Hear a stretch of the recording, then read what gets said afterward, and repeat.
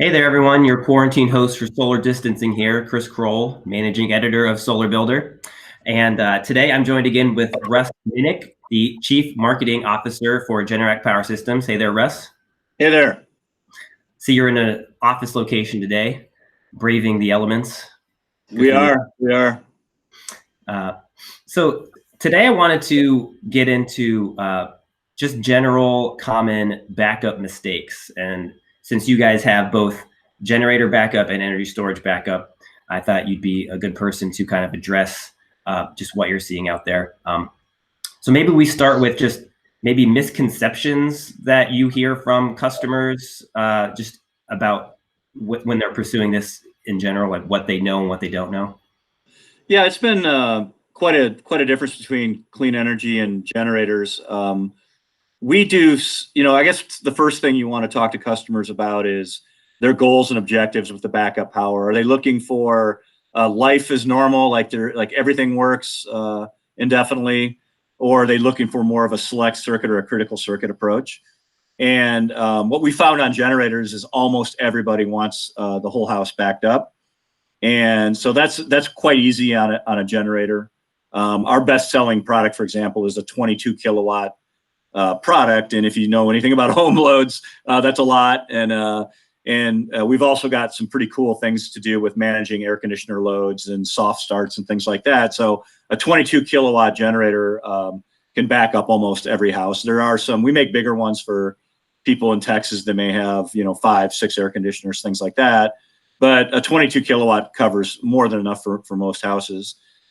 So we're used to whole house backup. That's kind of what we do all the time. When we got into clean energy, I think there was like a kind of a dirty secret about battery storage regarding backup, and that customers, I think, automatically thought that, oh, this is going to back up my whole house for hours at a time.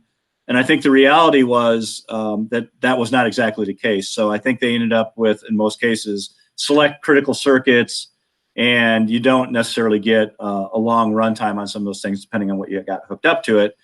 We tried to respond to that by creating a really large capacity battery and having really strong output. So our battery is over 17 kilowatt hours, soon to get bigger.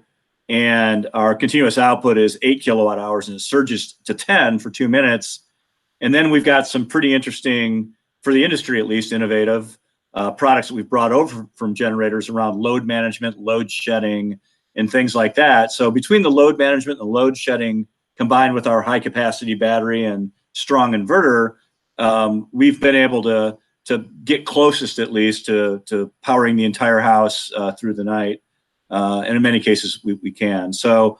But I think one of the misconceptions is making sure that the customer's expectations are being met, and that you're backing up either critical loads, or if you are going to do whole house and storage, you're going to probably be paralleling maybe some inverters and some battery to meet that expectation. So, yeah. So when it comes to like actual mistakes that you see as common, are the mistakes more than on the kind of sales customer expectation management side of things, or are there actual like implementation mistakes in terms of deciding those loads that you are backing up and battery sizing? And I guess what are just you seeing as the errors that are kind of causing people to get a bad taste in their mouth about energy storage? I think both of those are happening, and I think it's not out of malice. I think it's a new industry. It's a newish industry. And I think there's things about storage that maybe even the contractors aren't fully aware of.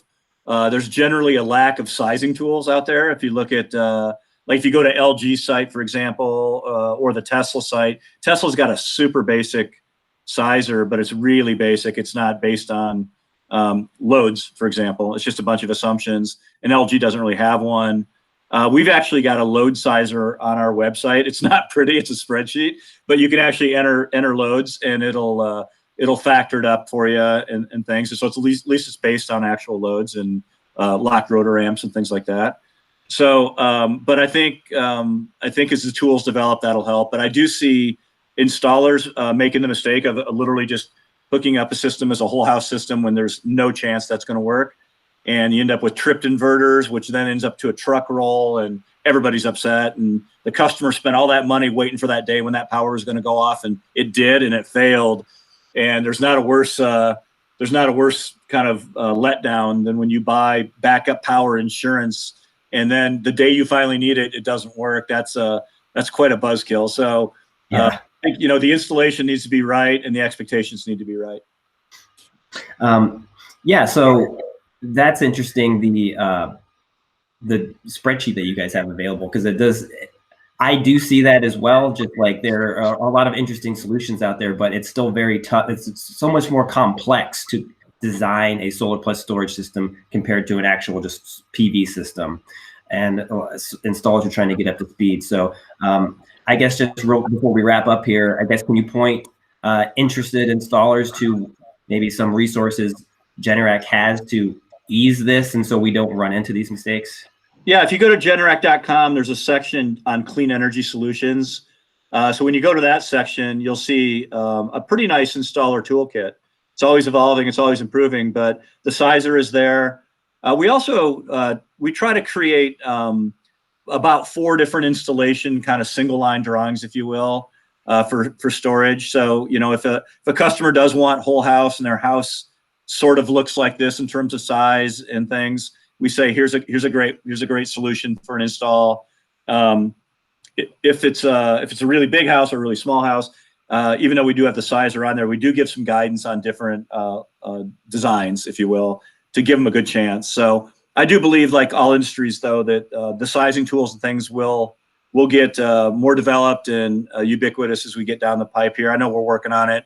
We're going to go from a spreadsheet to probably more of an app-based thing that'll fit right in that tool, right in our project design tool and things like that. So, but people got to be careful today because, you know, as electric vehicles are growing and penetration and things like that, you know, there's 6,000 cells in a Tesla Model 3. So, you know, a battery wall has no chance of charging that. So if that's the customer's expectation, it's not a good one. So, yeah.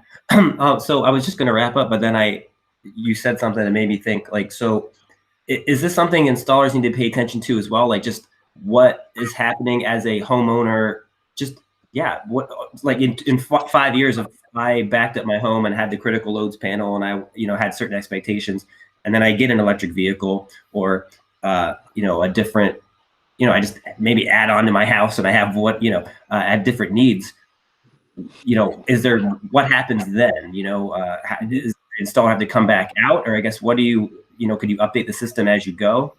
Yeah, I think most people's systems are scalable. I think some are more easily scalable and more efficiently scalable than others.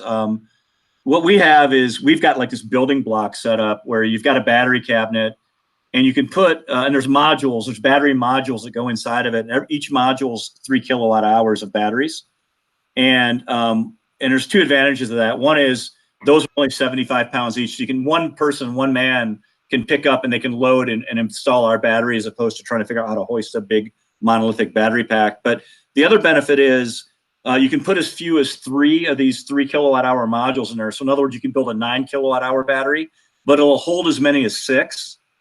And so you can go up to 17.1 kilowatt hours. That's soon going to go to 18 as we change battery chemistry here. And you can also, on our system, you can upgrade batteries later. So let's say you did a 3 battery module setup, 9 kilowatt hours, something did change, and 2 years later, you want to add more batteries. Most people's systems, you can't mix old and new batteries. The battery management system doesn't allow for it. Ours does. It does it easily, eloquently, within minutes. You can do it. Furthermore, one single inverter of ours will run 2 battery cabinets. So you could actually put 34.2 kilowatt hours of power on one inverter. So you just have to add a whole nother monolithic inverter battery, one system. So you end up with like multiple inverters, even though maybe you don't want multiple inverters.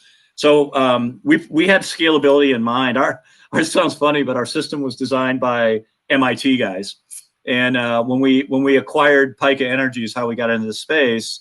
It's a whole group of MIT guys that went to school together, power electronics doctorate guys and things. And you know, they all reported to me. I grew up in Iowa, which is funny. You know, I grew up on a farm, and I got MIT guys reporting to me, which is ridiculous. So despite all that, our system's still safe. But yeah, but no. So I think scalability is an important key factor, because as more things get electrified and homes get smarter, and we're working from home, we're learning from home, home becomes more of our sanctuary. People very, very well may want to add storage and add more storage later on. So scalability is a key point. Yep. Cool. All right. Well, good note to end on. Thanks again for joining us today, Russ. And now I'm going to go into my tagline here of until next time, stay safe, stay away, but go solar.